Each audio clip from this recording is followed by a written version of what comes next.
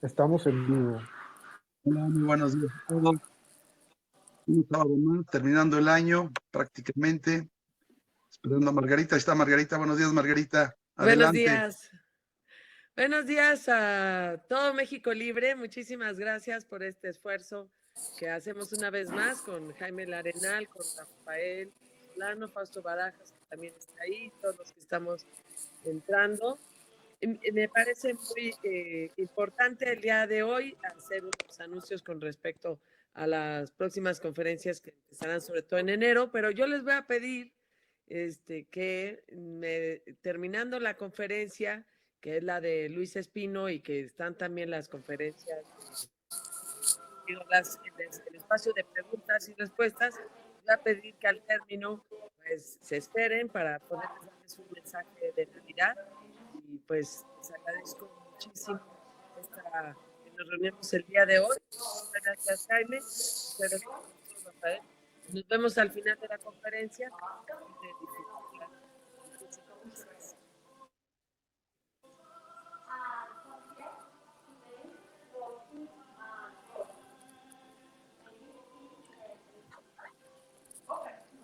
Bueno, bienvenidas a todos.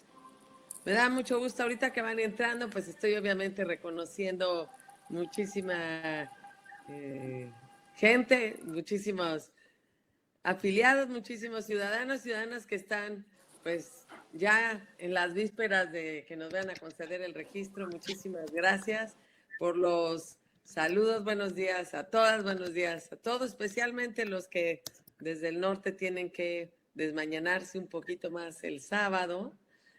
Muchas gracias de todos los estados de la República. Una vez más, estamos en este esfuerzo de la Secretaría Nacional de Capacitación y el esfuerzo de todos y cada uno de nosotros para prepararnos, porque uno de nuestros principales pilares son la capacitación, el adquirir también un mayor conocimiento de lo que pasa en nuestro país, y en estas reuniones de los sábados son desde luego para la capacitación, pero también para conocer más al país al que queremos tanto y al que queremos servir.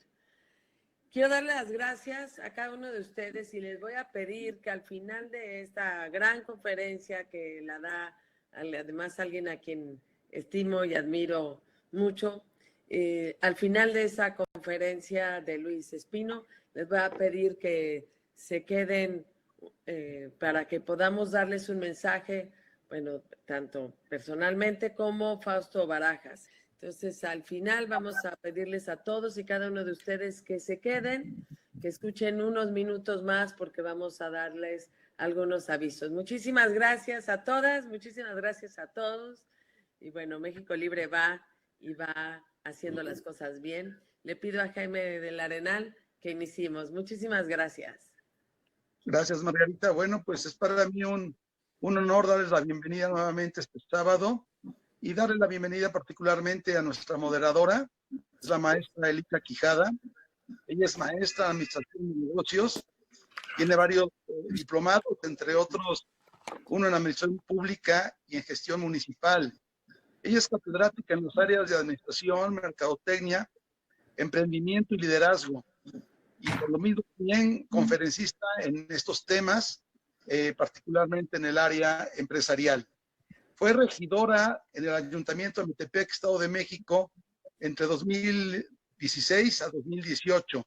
Y es realmente una política en activo y una activa colaboradora de México Libre. Vamos a hacer la presentación de nuestro conferencista de esta mañana. Bienvenida, Elisa, el micrófono es tuyo. Muchas gracias, Jaime. Muchísimas gracias, Margarita, por la oportunidad de poder ocupar este espacio hoy. Yo me siento de verdad muy honrada de poder estar aquí en este que se ha convertido, sin duda, en un punto de encuentro para todos los militantes, simpatizantes de México Libre, que esperamos con ansias que llegue el sábado a las 11 de la mañana para escuchar conferencias de altísimo nivel como esta, que yo estoy segura que les va a encantar. Para mí es un privilegio poderles presentar hoy a alguien a quien yo respeto y admiro mucho por su trayectoria, por su experiencia, por su objetividad. Bueno, pues, ¿para qué me extiendo más? Voy a darle la bienvenida y a presentar, si me permiten, voy a leer la semblanza de Luis Antonio Espino. Él es consultor en comunicación estratégica, especializado en redacción profesional de discursos. Ha escrito discursos para el presidente de México, secretarios de Estado, titulares de organismos autónomos, gobernadores, alcaldes y legisladores. Ha participado en diversas campañas políticas, asesorando en discurso, propuesta, narrativa y debate a candidatos a presidencia, gubernaturas y alcaldías. Tiene entre sus clientes a directivos de algunas de las principales empresas del país y a líderes de organizaciones empresariales de la sociedad civil. Es conferencista en temas de comunicación y política nacional. Es articulista de Letras Libres, la principal revista cultural de México. También ha publicado en The Washington Post. Es comentarista frecuente en medios como Radio Centro, El Financiero Bloomberg TV, Foro TV, W Radio y Noticias MBS, donde se especializa en el análisis del discurso y la comunicación de personajes públicos. Luis es licenciado en Economía por el CIDE, Centro de Investigación y Docencia Económicas. Tiene una maestría en Seguridad Nacional por el Colegio de Defensa Nacional de México y una maestría en Políticas Públicas por la Universidad de Texas en Austin. Bueno, pues sin más, yo le quiero dar la bienvenida aquí a Voces, a Luis Espino. Un gusto tenerte y gracias a nombre de México Libre. Adelante, Luis. Listo, pues muchísimas gracias, Elisa, Margarita, Jaime. Gracias por esta gran oportunidad para platicar con todos ustedes. Es un gusto estar esta mañana virtualmente, pero muy cercanos.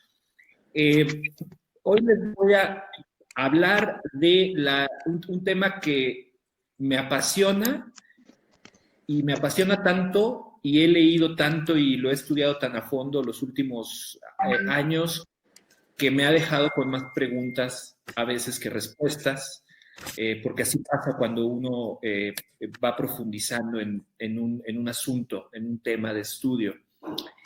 Pero creo que las preguntas es una situación o un asunto global que nos está obligando a replantearnos la política, que nos está obligando a replantearnos la comunicación política en todos los niveles y en todos los países.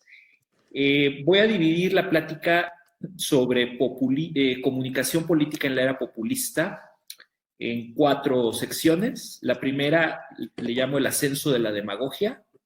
La segunda es el triunfo de la demagogia en México. La tercera tiene que ver con entender los mecanismos de la comunicación del presidente López Obrador. Y la cuarta sección es ¿qué hacemos?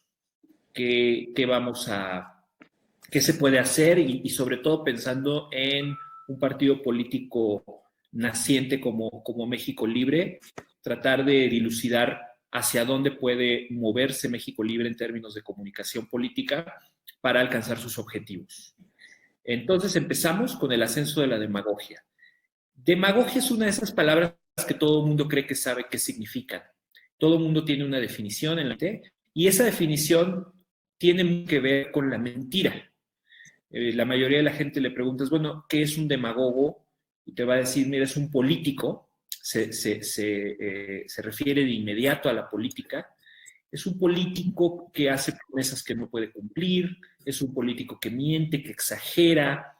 En México diríamos un político con labia, que es capaz de vender espejitos, que es capaz de ilusionar a la gente y después, irremediablemente, el demagogo nos imaginamos que fracasa porque la realidad lo alcanza, ¿no? Porque no logra cumplir con todas sus promesas. En términos de discurso, de retórica, ahí sí hay una definición muy clara de la demagogia, que es la que yo utilizo para análisis del discurso. Y esta definición es de una profesora de retórica de la Universidad de Texas en Austin, que se llama Patricia Roberts Miller. Y me parece que ella es la que ha hecho, en términos modernos, los estudios más profundos sobre retórica y demagogia. Y básicamente es una definición muy simple. La demagogia es un discurso que promete certezas, promete certidumbres, al cambiar el foco de la atención del discurso, de la deliberación de asuntos, argumentos e ideas, a la discusión sobre personas, específicamente sobre la culpabilidad que tienen ciertos grupos de la sociedad sobre los problemas que enfrenta toda la sociedad. Dicho de manera más directa y más simple, tendremos de un lado a la deliberación democrática, que significa el intercambio, el debate de ideas y de argumentos sobre temas y asuntos para encontrar diagnósticos y soluciones a esos problemas. Y del otro lado tendríamos a la argumentación y a la retórica demagógica, que se enfoca en personas, en grupos, y se enfoca en encontrar no diagnósticos, sino culpables de los problemas, y en vez de hablar de soluciones, se centra en debatir qué castigos se merecen esos grupos o esas personas que son culpables de los problemas de una colectividad, de una comunidad. Eso es a grandes rasgos la demagogia, opuesta por completo al ideal de deliberación democrática.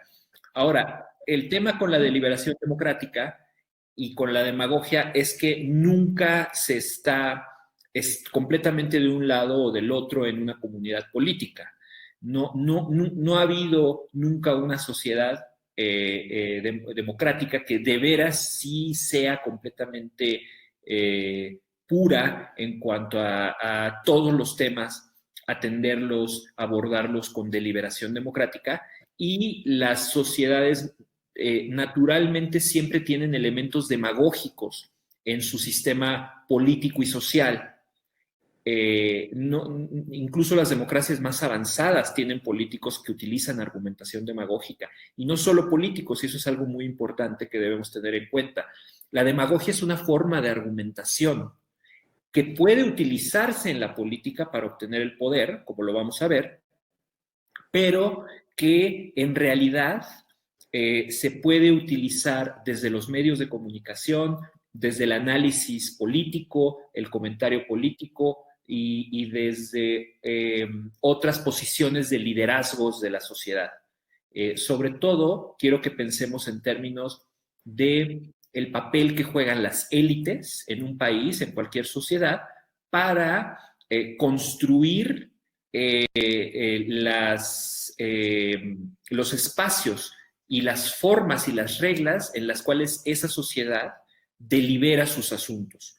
Si las élites tienden hacia una deliberación democrática, la sociedad entonces va a tender a comprender los temas en términos de problemas y soluciones. Si las élites, por el contrario, van tendiendo hacia la argumentación demagógica, entonces la sociedad empieza a filtrar la realidad y a percibirla en términos de culpables y de castigos que se merecen esos culpables. Eso es básicamente lo que sucede con la demagogia.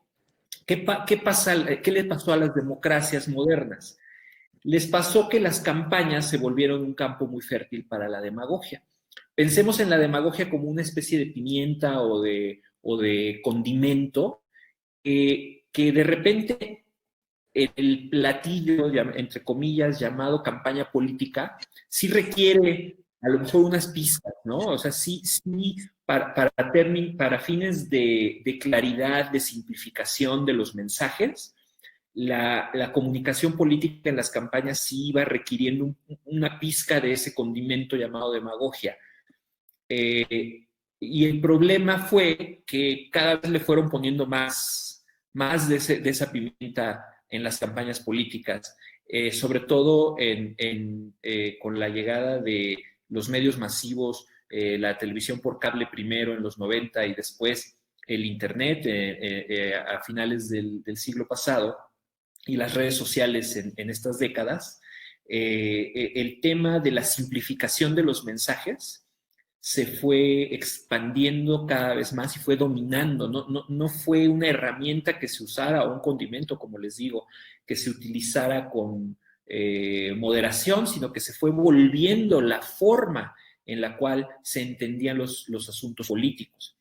Y el problema fue cuando de las campañas, antes se suponía que terminando las campañas se ponía fin a ese, pues, llamémosle carnaval político que mezcla entretenimiento con un poquito de demagogia, con un poquito de drama, con un poquito de sobresimplificación de los problemas, y se suponía que entonces las sociedades entendían, bueno, se acabó el show, ahora viene los gobiernos, ¿no? Viene la parte en la cual la comunicación política se vuelve a los cauces institucionales y entonces la sociedad dice, bueno, ya elegimos a un presidente o ya elegimos a los legisladores, ahora queremos que haya resultados, que cumplan las promesas, etcétera, que hagan planes, que hagan realidad los planes de gobierno.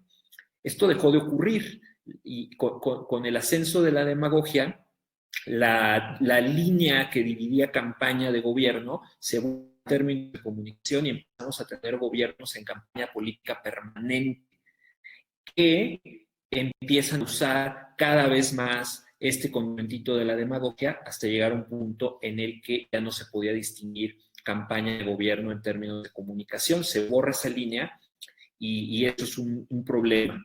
Otro problema que da origen a esto o que explica el ascenso de la demagogia, especialmente en México, es el papel de las élites. Cuando les digo élites, a la gente yo les digo, oye, la élite, y bueno, en primera, todo mundo es élite menos uno, ¿no? La élite es Slim, la élite está ahorita tomando un daiquiri en Fiji, ¿no? o en algún lugar exótico. No. Los que estamos aquí ahorita conectados somos parte de la élite.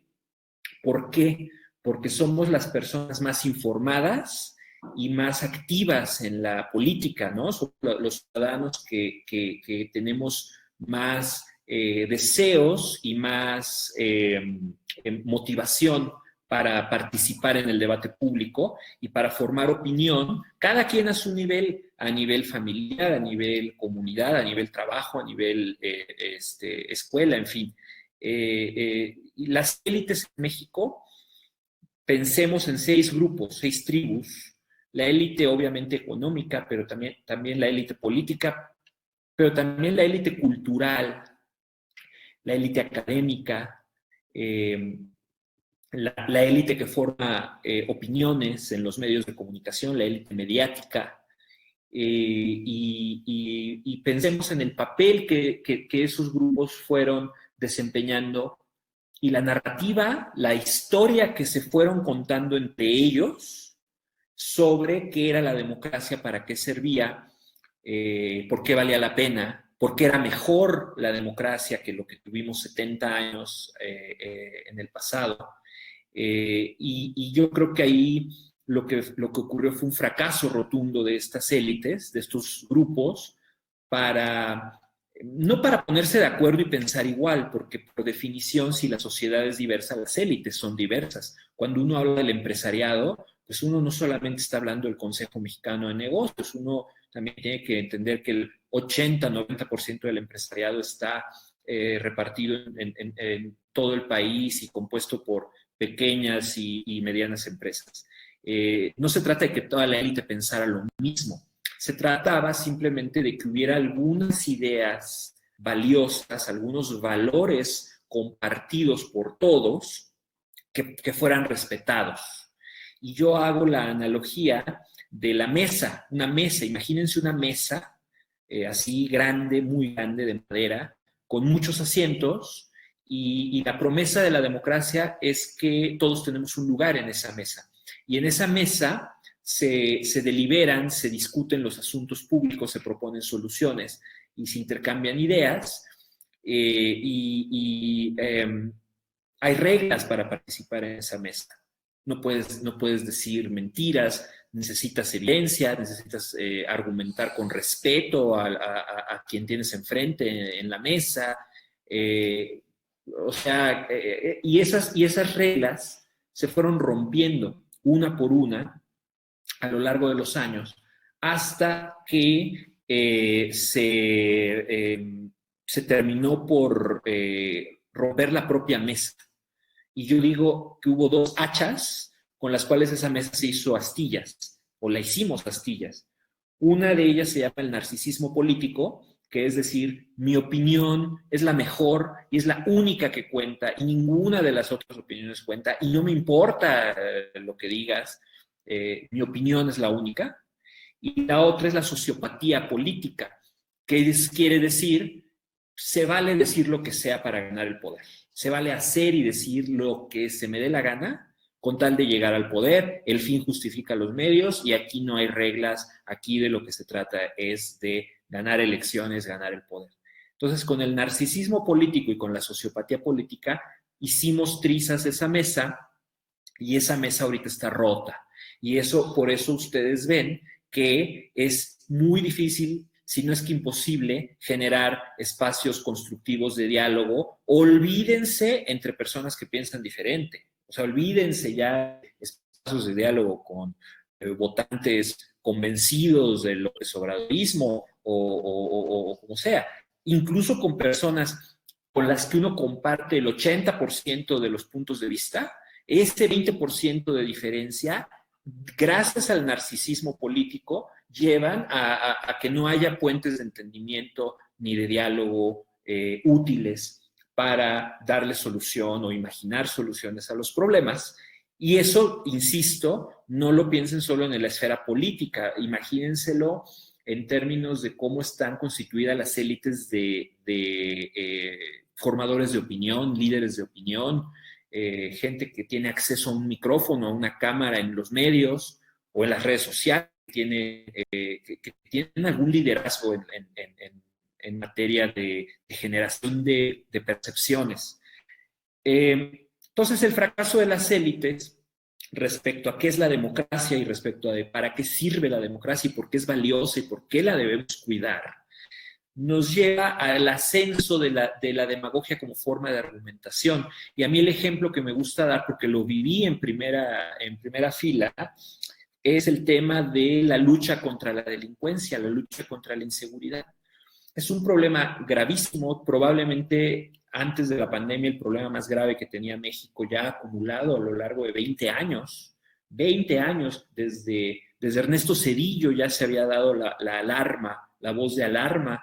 Desde Ernesto Zedillo ya se había creado el Consejo Nacional de Seguridad Pública, ya se juntaban los gobernadores, ya todo el mundo prometía que ahora sí se lo iba a tomar en serio. Y es un problema que creció y a estas alturas yo creo que es el símbolo más grande de la enorme disfuncionalidad de la demagogia para un país como México. O sea, si me dices, ¿cómo sabes que México está enfermo de demagogia? Yo te diría, ve el tema de la inseguridad.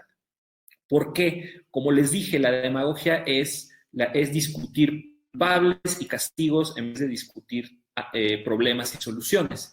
Y la discusión sobre la inseguridad pública lleva años atorada en culpables y castigos y específicamente lleva atorada muchos años en un marco de comunicación, un marco demagógico de comunicación, en la cual todo este embrollo empezó en 2006 debido a la decisión de Felipe Calderón, del presidente Calderón, para combatir a los grupos criminales. A partir de ese marco de referencia, hay una narrativa, una historia, un relato que describe un país en paz, describe que llegó una persona y esa persona solita, aunque fuera el presidente de la República con todo el poder y la responsabilidad que ello implica, esa sola persona tomó una decisión, esa decisión generó que ese país supuestamente en paz se pusiera en pie de guerra y a partir de ahí, a pesar de que esa persona dejó el poder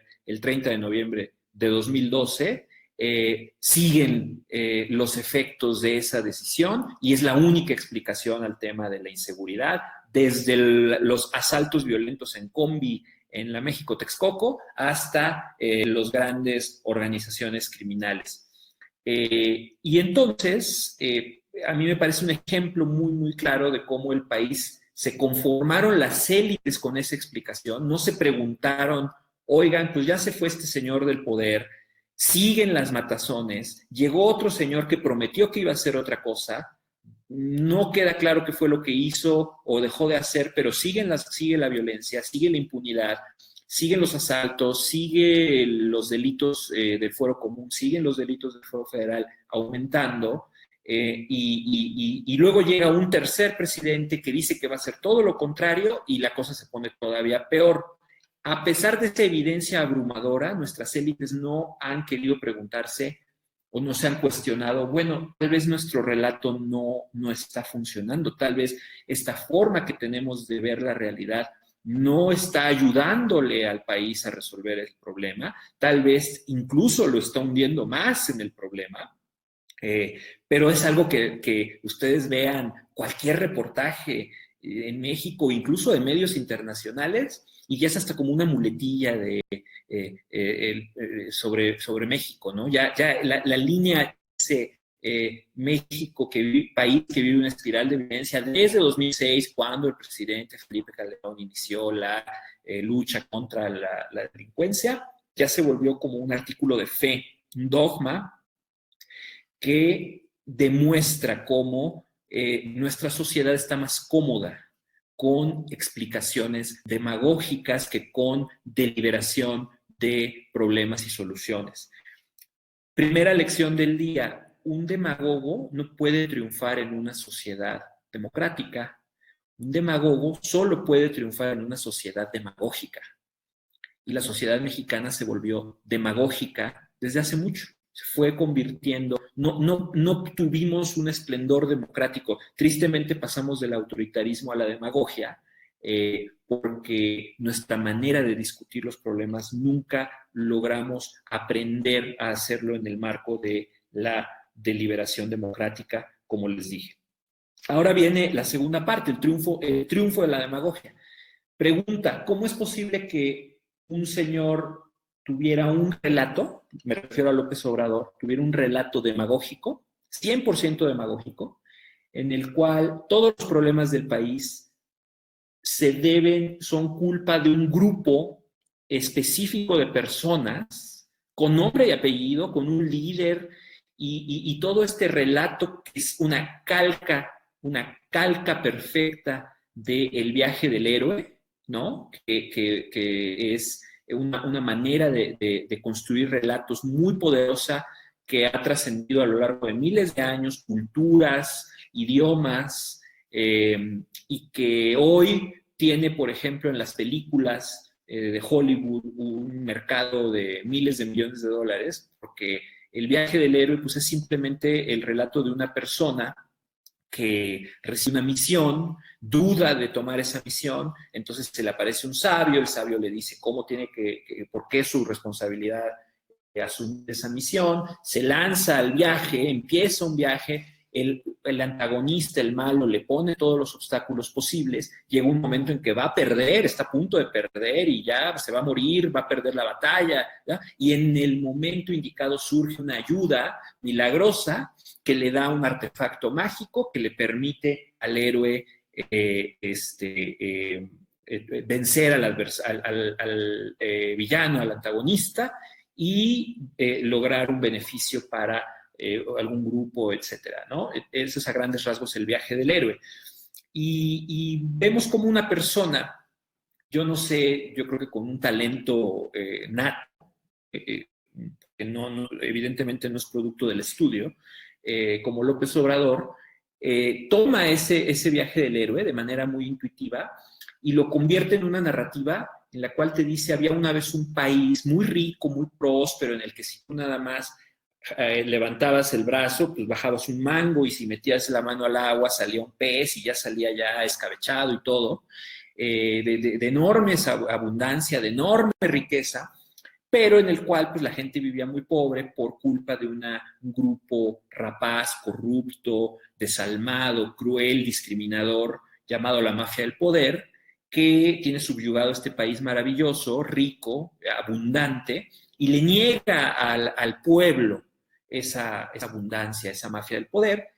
Obviamente el pueblo es bueno, el pueblo tiene todas las virtudes, el pueblo es honrado, trabajador, buena onda, dicharachero, simpático, noble, entregado, generoso, solidario, todas las virtudes. En cambio, la mafia del poder, el antipueblo, el no pueblo es corrupto, mezquino, egoísta, discriminador, etcétera, etcétera.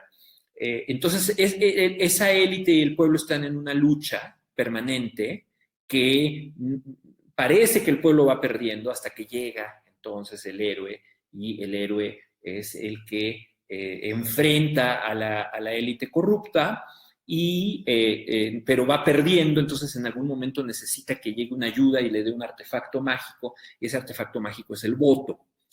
Y a partir de ahí, entonces, el héroe logra vengar al pueblo, castiga al villano, a los adversarios, como el propio presidente los llama, y lleva al pueblo a su destino manifiesto de abundancia y de prosperidad. Ese es el relato demagógico de López Obrador, que pertenece a una categoría específica de relato demagógico que llamamos populismo. Entonces, hay que tener clara una cosa y no hacernos bolas. Hay demagogos neoliberales, hay demagogos de derecha, hay demagogos de izquierda, hay demagogos populistas. O sea, la demagogia es una forma de argumentar, no es una ideología. La demagogia es un instrumento retórico y de argumentación que puedes utilizar para avanzar tus ideas sin importar en qué espectro ideológico te encuentres. Entonces, ¿qué pasa? Pues fíjense, llega este señor en 2006 con su relato y aquí está mi relato demagógico. Aquí, ¿cómo ven? ¿Esto explica México? La gente, casi la mayoría le dice que sí, pero al final, pues no. La mayoría le dijo, ¿sabes qué? No explica México tu relato. Entonces, por un pelito ahí nos salvamos. Entonces dice, bueno, me metieron el pie, no era penal, ya saben. Entonces dice, lo voy a intentar de nuevo en 2012 y llega con el mismo relato, exactamente el mismo, no le cambia una coma, no le cambia una palabra y dice, ahora sí me van a creer, aquí está mi relato demagógico. Pues no, la verdad es que no te creemos, no creemos que eso sea lo que le pasa a México, no creemos que la solución a México sea el castigo que tú estás proponiendo, vamos a intentar otra cosa mejor, ¿no? Vamos a intentar otra cosa. Intenta el país otra cosa y pues nos vamos al despeñadero. Y pasa eso, y entonces llega en 2018 este señor y dice, a ver, no, que no era mi relato, a ver, miren, yo les dije que había una minoría rapaz, y ahí está la referencia. Yo les dije que había corrupción generalizada de la élite, ahí está la corrupción generalizada de la élite. Yo les dije que la pobreza, ahí está la pobreza. 2018 sí confirma el relato de López Obrador. ¿Y por qué? Pues porque la gente, lo veíamos en las encuestas a lo largo de la campaña de Margarita, la gente sí estaba dominada por el descontento, ¿no? Lo que en el discurso de Margarita decíamos, la incertidumbre, el miedo y el enojo, en realidad estábamos hablando de lo mismo. La incertidumbre cuando no te la resuelven, o cuando no te la resuelves, o cuando no te la resuelve alguien, no te ayuda a alguien a resolver la incertidumbre acumulada, se te transforma en miedo. Y el miedo, si no lo logras resolver, si no lo logras quitar de tu alma o de tu mente, el miedo acumulado se transforma en enojo.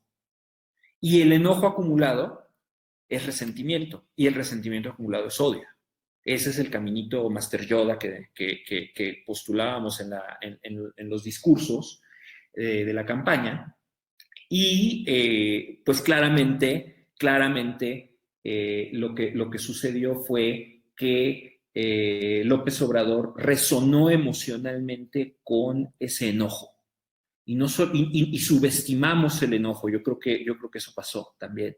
Subestimamos que ese enojo ya llevaba un rato acumulado y que ya estábamos hablando de resentimiento. No era enojo nada más, no era una indignación que se fuera a curar con un voto de castigo.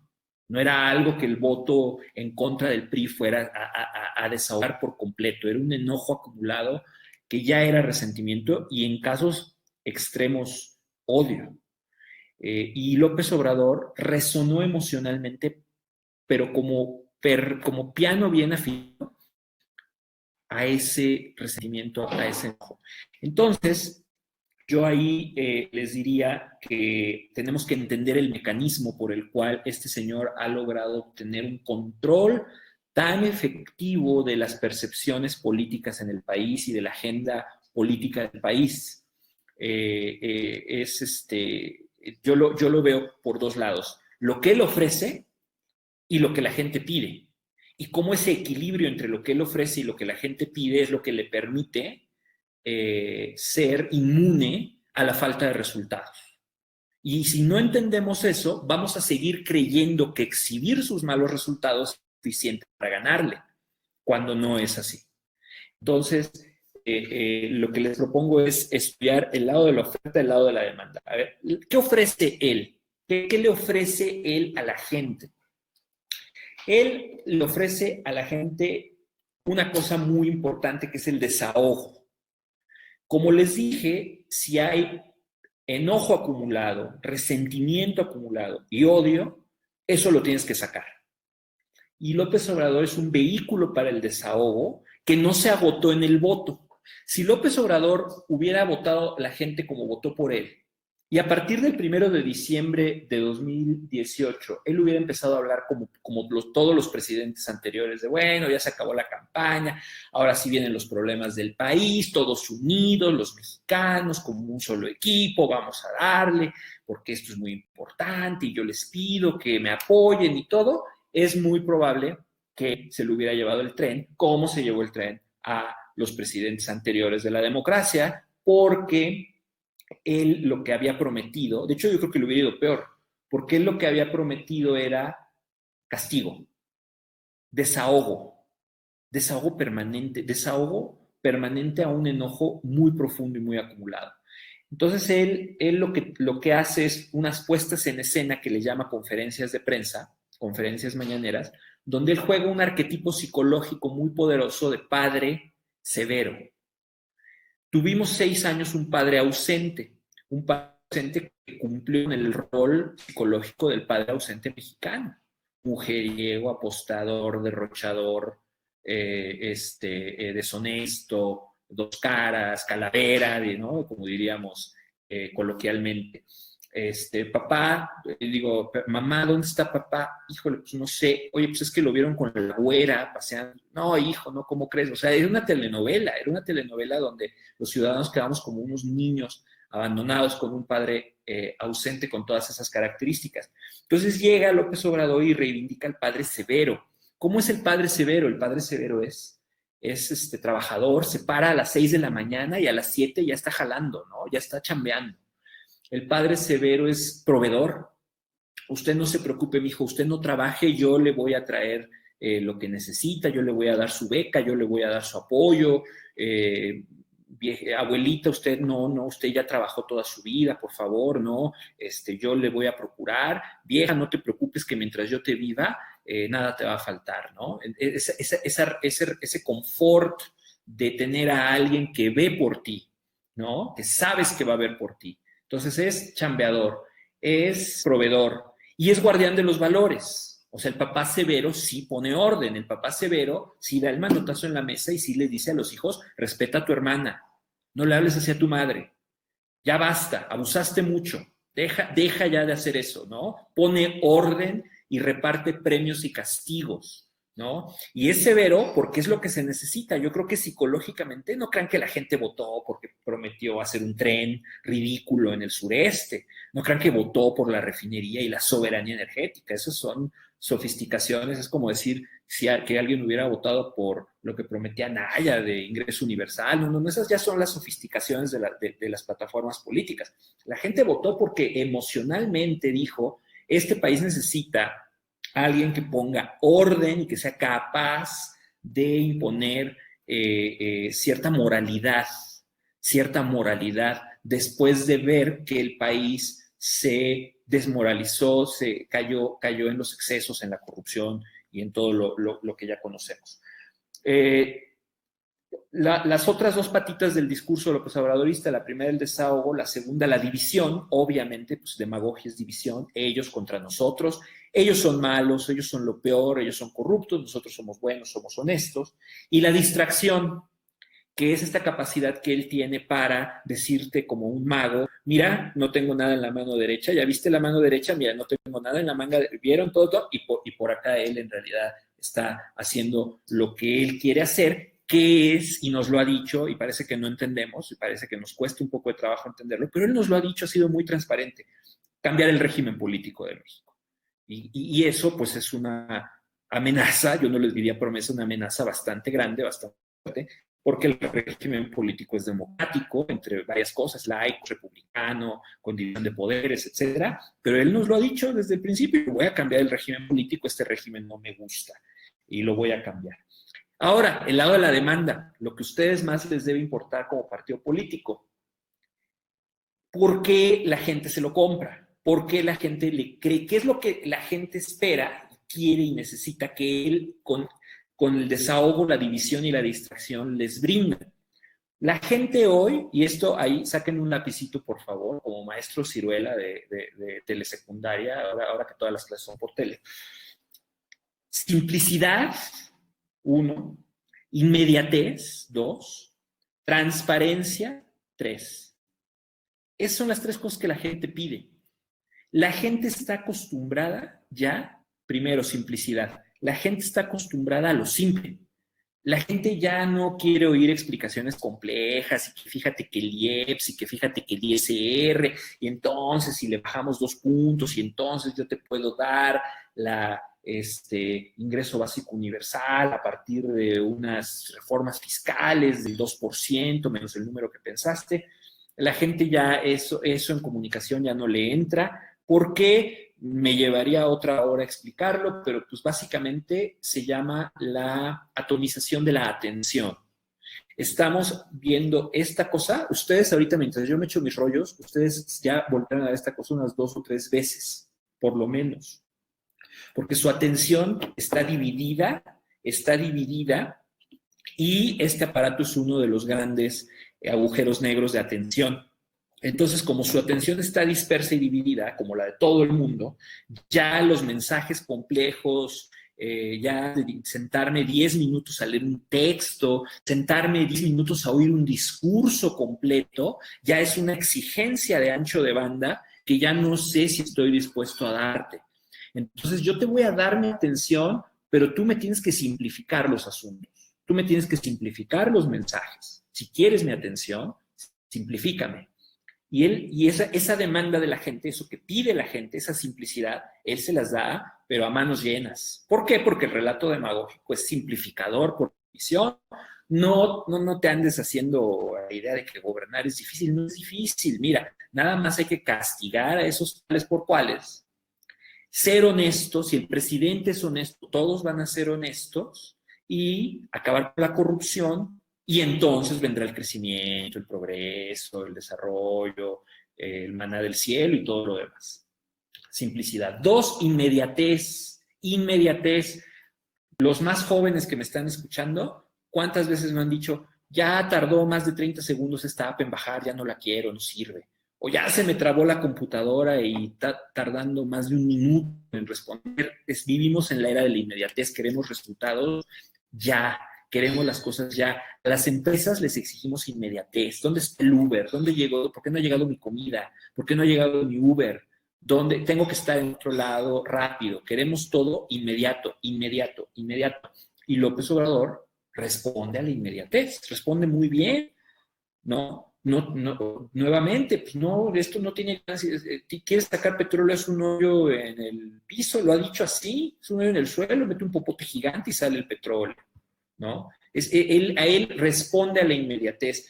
Las conferencias matutinas son una joya de comunicación demagógica porque él gobierna en vivo y entonces ante los ojos de sus seguidores él va resolviendo los asuntos de inmediato o bueno, va actuando en una puesta en escena donde él hace el papel del presidente y parece que está resolviendo los asuntos de inmediato, pero digo, un día que despierten queriendo darse una dosis de depresión, vean la conferencia matutina y van a ver cómo él gobierna en vivo y le dicen, oiga, presidente, pero fíjese que en Oaxaca la empresa tal está haciendo tal y todo, y él, inmediatez, A ver, díganle a fulano, secretario de Estado, que vea el asunto, o si lo tiene ahí al lado, a ver, fulano, ¿qué pasó con ese tema? Te lo encargo mucho.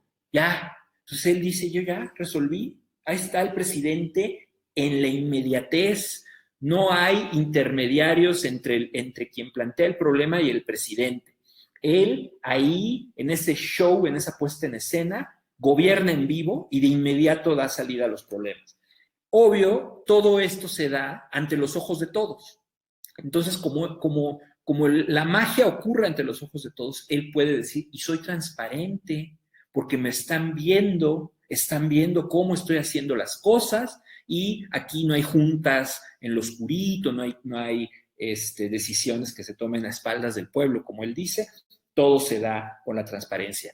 La suma de simplicidad, inmediatez y transparencia, esa suma es la receta secreta del populismo en algo que se llama autenticidad.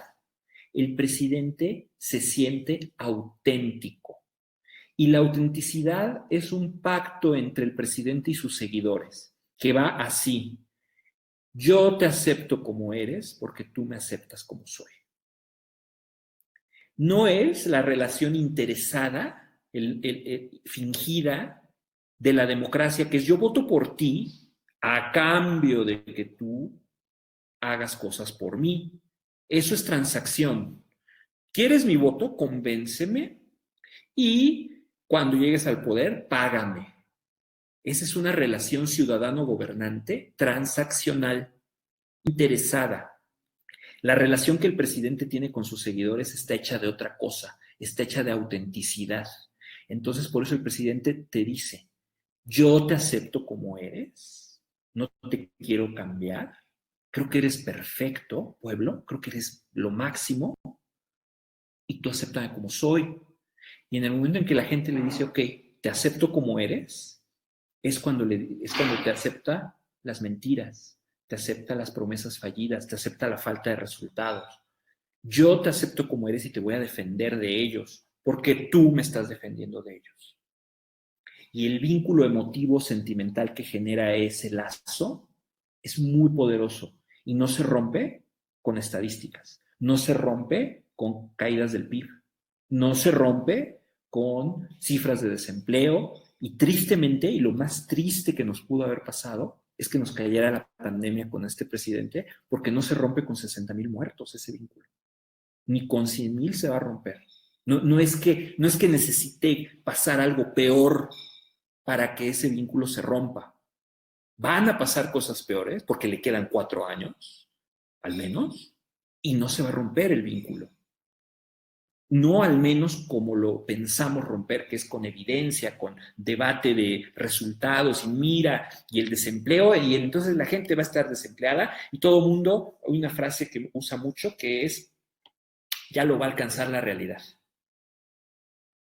Yo oí esa frase a lo largo de todo 2019. Ahorita porque es la novedad y ahorita porque hay dinero para repartir, ya lo va a alcanzar la realidad, ya lo va a alcanzar la realidad. Díganme qué más realidad necesitamos que le alcance. Con la pandemia, con los datos que ustedes ya conocen, en lo económico, en lo social, la pobreza y la crisis sanitaria, los contagios y los muertos. Díganme qué más realidad necesitamos que le alcance. No es por ahí, no es por ahí. Entonces, para finalizar, ¿qué hacemos entonces? Bueno, la pregunta del $1,000,000, ¿qué hacemos? ¿Qué hacemos?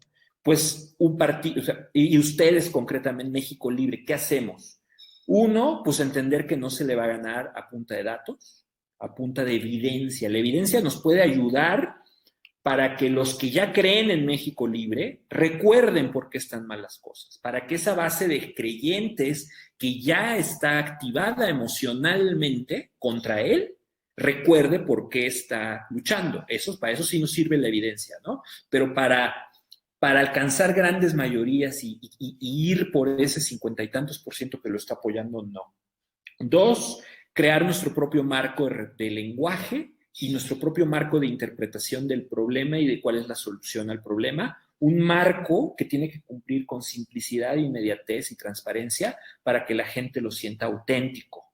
Si nosotros creamos un marco que se parezca a los marcos de referencia que se usaron antes del ascenso de la demagogia, antes de que el presidente ganara la elección de 2018, estamos fritos, porque ese marco de referencia es racional, ese marco de referencia tiene que ver con, mira, vota por mí y yo voy a hacer esto por ti, y eso ya no se siente auténtico hoy en día. La gente lo que quiere es pertenecer a un grupo que cree que es auténtico, que siente que vive como auténtico. Entonces, el reto de un partido nuevo es cómo le hago para que la gente se sienta parte de algo que considera auténtico. Bueno, lo haces con simplicidad, inmediatez y transparencia.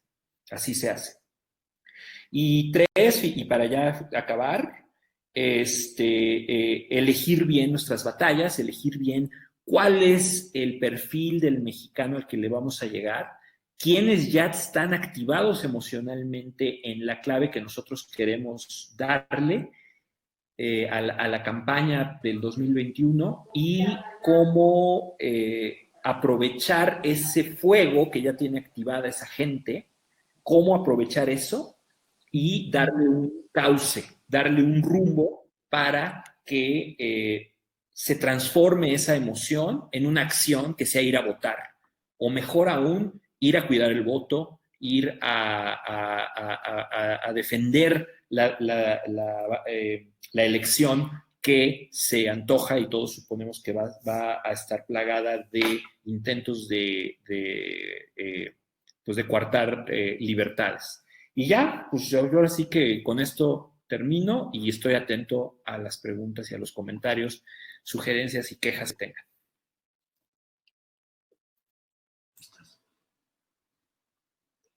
Muy bien. Luis, sí me escuchan, ¿verdad? Perfecto, pues extraordinaria ponencia, Luis, muchísimas gracias. Quiero decirte que me encantaría leer todo lo que aquí han puesto de todos los rincones del país, ha sido maravilloso y la verdad es que respondes perfecto en tu ponencia, pues ya respondes mucho a las preguntas que nos están haciendo aquí, pero bueno, de alguna manera voy a tratar de agrupar y quisiera preguntar, ¿qué grupo consideras que ya está activado y sensible al mensaje contra el demagogo? Perdón. ¿Listo, Perdóname un Rafael? segundo, es que esta me la pasaron al final, ¿no? ¿Podemos Bueno, ya tenemos el diagnóstico, ya sabemos que el diagnóstico... ¿Podemos cerrarlo, Rafael? Sí. Bueno, sí, me da muchísimo gusto, fue una gran conferencia y agradecemos mucho esta oportunidad. Déjenme empezar a hablarles también a ustedes sobre estos días. Como lo vimos con Jaime Larenal, hemos decidido empezar las conferencias el 9 de enero. Eso no significa que no podemos ir en los chats y seguir trabajar entre nosotros y mandar comunicaciones y demás. Es mi interés ahorita poder enviarles un mensaje que escribí hace unas horas y que quiero compartirlos con ustedes a propósito de esta Navidad y de lo que estamos celebrando en este cierre de año, sobre todo lo que estamos conmemorando. Queridos amigos y amigas de México Libre, lo primero que quiero decirles es muchas gracias. Gracias por lo que dimos este año a nuestro México. Es difícil encontrar el sentido en lo que ha pasado, pero tenemos que encontrarlo, no tengo duda. Pensar que no sirve para nada un esfuerzo que hicimos es renunciar al sentido de trascendencia de la persona humana. Precisamente lo que conmemoramos en estos días nos permite saber que es importante sembrar y que nosotros sembramos mucho en México.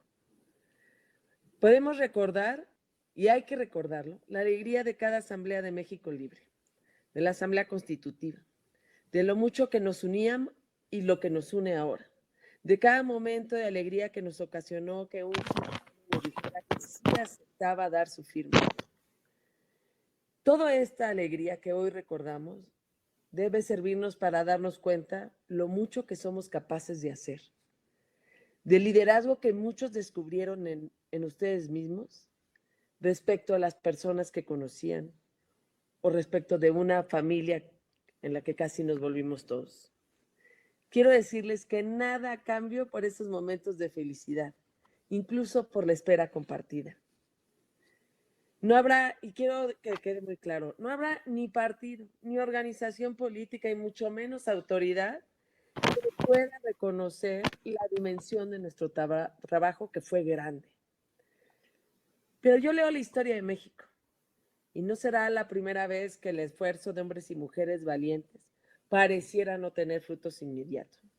Si yo pudiera pedir un deseo entre los muchos que pediría, sería el que cada uno de ustedes se diera cuenta del trabajo que hizo en México Libre, de lo que está logrando para México, y que nos diéramos cuenta que lo único que no podemos hacer es quedarnos de brazos caídos ante esta necesidad urgente de nuestro país.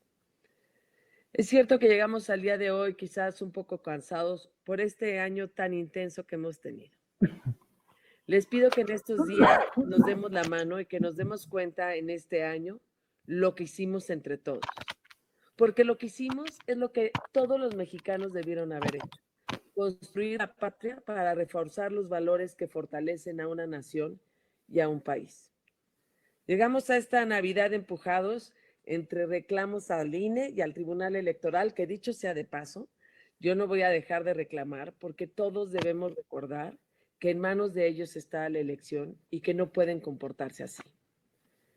Pero más allá de ese torbellino, nos dimos cuenta que México Libre no nació para que una persona o dos tengan una curul o un cargo, sino que comprobamos que nuestro país se salvará con el esfuerzo de cada uno de nosotros. Nadie en México está tan consciente de eso como nosotros. Compartimos con nuestro país los momentos de oscuridad que estamos viviendo. Si repasamos, vemos un México con crisis de salud, con crisis económica, con una ausencia clara del Estado de Derecho. Y sabemos muy bien que no será distinto el próximo año. La diferencia la tenemos que hacer nosotros, los de México Libre, en el lugar en el que nuestras capacidades, y les diría hasta nuestras limitaciones, nos permitan estar. Pero nadie se puede excluir del trabajo para rescatar a nuestra patria y darle una luz de esperanza. Ha sido un año difícil y no puede pasar desapercibido para nosotros estos momentos, como el de la Navidad.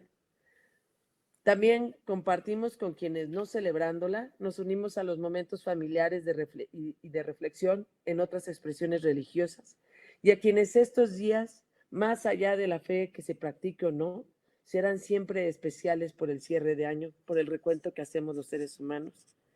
Y en todos los casos estaremos todos los mexicanos viviendo estos momentos. Son estos momentos en los que podemos encontrar las razones para agradecer en nuestra vida, y también las razones para agradecer el lugar en donde nacimos y a quien porque debemos trabajar, que es nuestro México. Son momentos para recordar, por supuesto, por ejemplo, cuando poníamos un nacimiento con nuestros papás, o que hoy lo ponemos con nuestros hijos, o vemos a nuestros hijos poner su propio nacimiento, y que nos enseña este gran acontecimiento a quienes estamos en la política trabajando. Son momentos para recordar también a quienes se fueron, a los más de 100,000 mexicanos que murieron en esta pandemia manejada tan cruelmente. Más de 100,000 mexicanos, entre los que están más de una centena de mujeres y hombres de México Libre que fallecieron. Pienso también en el padre de familia que contaba emocionado que había asistido a la asamblea y que estaba decidido por participar en México. Pienso en las muchas mujeres que por primera vez entraron a la política y que dejaron con la boca abierta a sus conocidos, a sus familiares, por su decisión para actuar en la vida política del país. Les pido que no se salgan de la política, que México las necesita. Pienso en los muchos jóvenes que creyeron en México y en sus leyes, y aunque fueron traicionados por las autoridades, a todos los jóvenes les pido que no se rindan en la búsqueda del diálogo, de la libertad con responsabilidad, de su convicción por impulsar los cambios profundos y pacíficos en nuestro país, nuestro país que está en riesgo su democracia, pero que siempre nos tenemos que mantener en la lucha por convertir a nuestro México en un México justo, valiente, libre y alegre.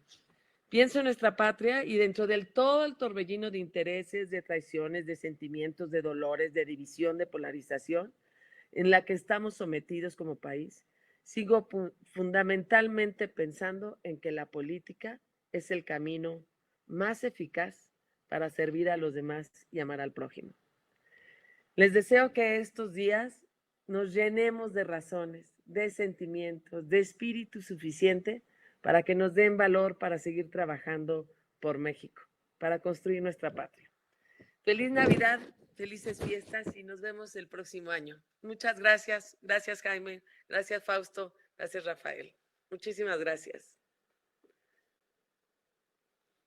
Adiós, felicidades. Muchas gracias por todos sus comentarios. Muchísimas gracias.